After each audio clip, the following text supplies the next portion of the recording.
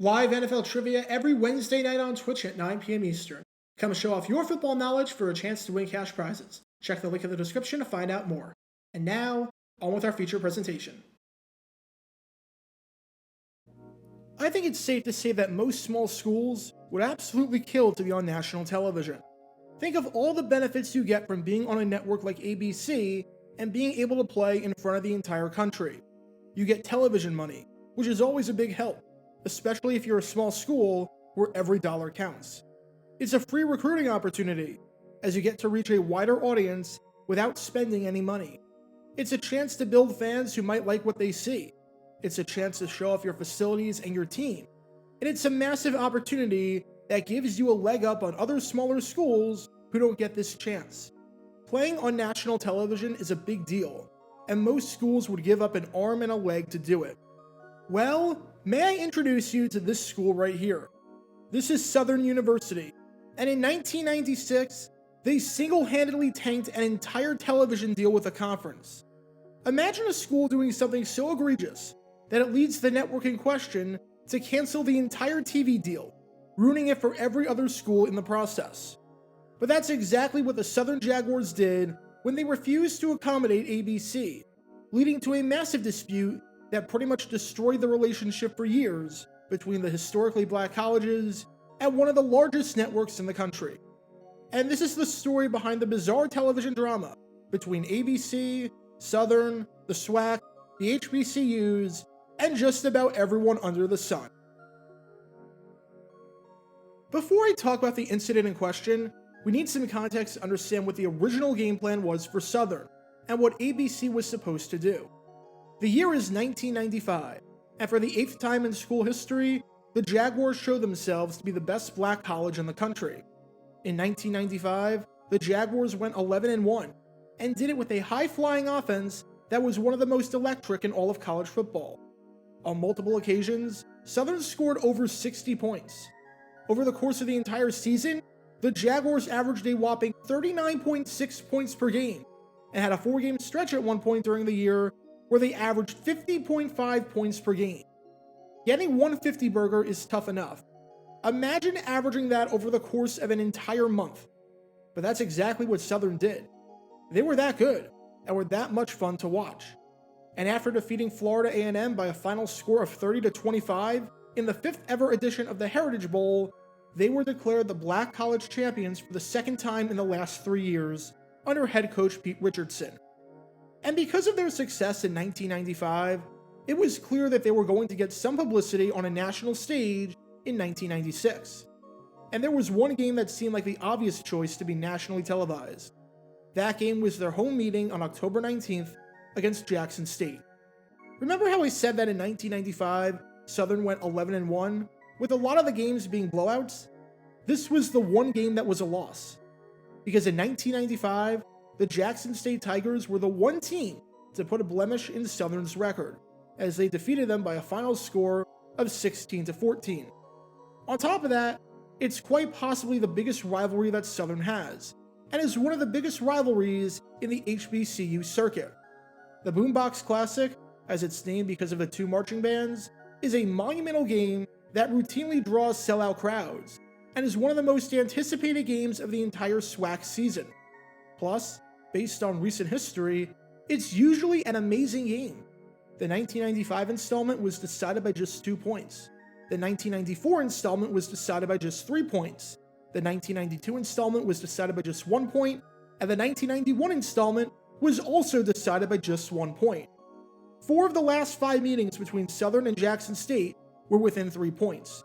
2 of those games were 1-point affairs, and the average margin of victory across the 5 games was just 3.8 points per game, making it one of the most evenly contested rivalries of the 1990s. By televising the BoomBox Classic, you were getting a great atmosphere, and one of the best atmospheres at an HBCU game period.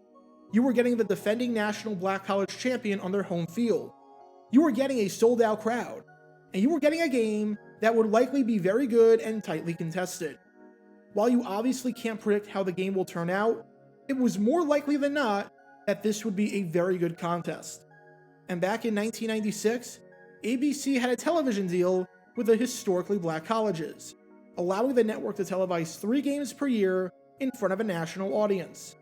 In 1996, ABC was going to air 1 game between 2 MEAC schools, and they were going to air not 1, but 2 games involving Southern, as they planned to air a game between Southern and Florida A&M in November, which was a rematch of the Heritage Bowl from the previous year, and they planned to air the aforementioned Southern Jackson State game to kick off their slate. The TV money wasn't a lot. It was only $40,000, which was going to be split amongst the SWAC and the MEAC, so it would only come out to around $1,000 or $2,000 per school. But still, every dollar counts, and something is better than nothing. Plus, the exposure from this game was the real benefit.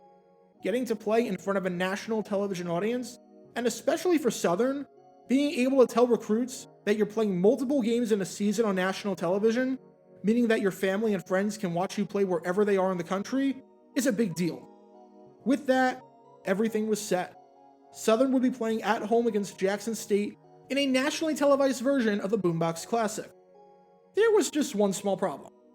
As part of the TV deal, ABC had the rights to air games at 2:30 Central Time, and the BoomBox Classic was not originally supposed to start at 2:30. Instead, it was supposed to start at 7 o'clock, starting under the lights in a primetime affair. So ABC asked Southern to change the start time of the game to accommodate them. If you're going to play on national television, you have to play by our rules, and you have to move the kickoff to our time slot, because as you can probably expect, ABC had other programming to air on Saturday night in the college football world. And I'm sure you might be able to see where this one is going, because what followed was a controversy that tanked an entire television deal, and is a story of how one school ruined it for literally everyone else.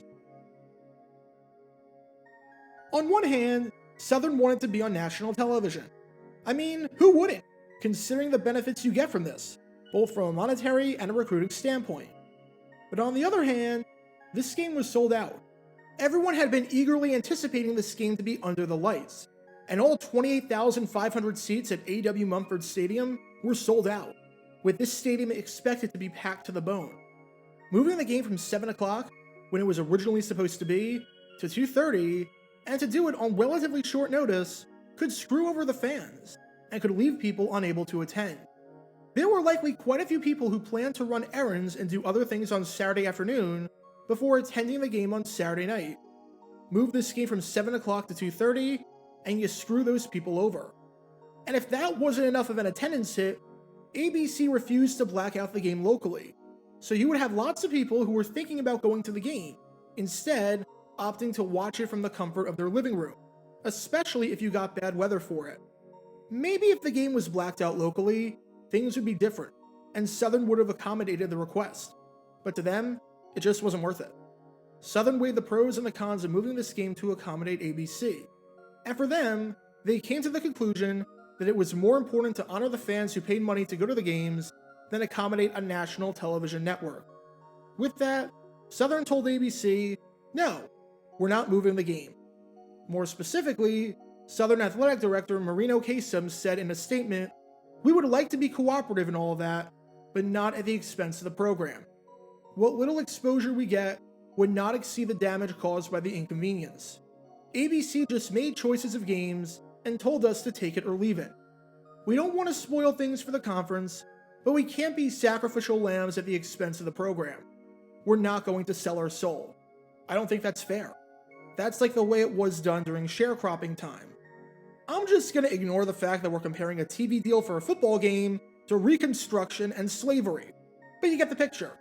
Southern was not going to accommodate ABC. End of story. And to say that ABC was stunned at this would be an understatement. Here was ABC giving money and free exposure to a small school, and all they had to do was move their game up a few hours. And they're saying no? They have the audacity to decline this deal? ABC was so insulted by this that instead of doing what would probably be the logical thing and just finding a different game to air that week in the conference, they canceled the entire TV deal.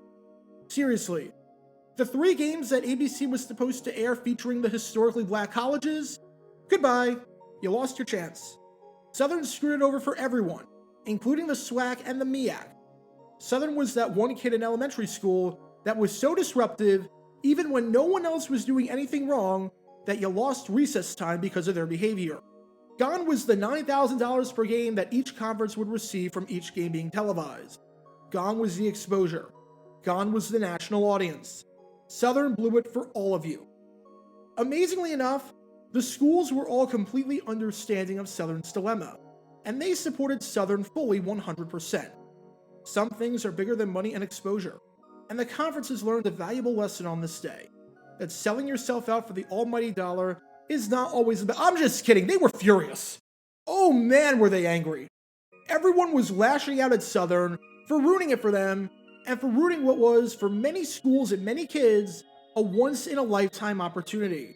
When ABC Sports spokeswoman Maxine Lewis said, "We are not carrying MEAC and SWAC games this season, it was a management decision," the floodgates opened up, and Southern became the most hated black college in the country, from schools and from conferences. Jackson State Athletic Director Paul Covington was furious, saying, "I'm a little unhappy." I think he was downplaying it just a teeny bit by saying little, because he was a lot unhappy.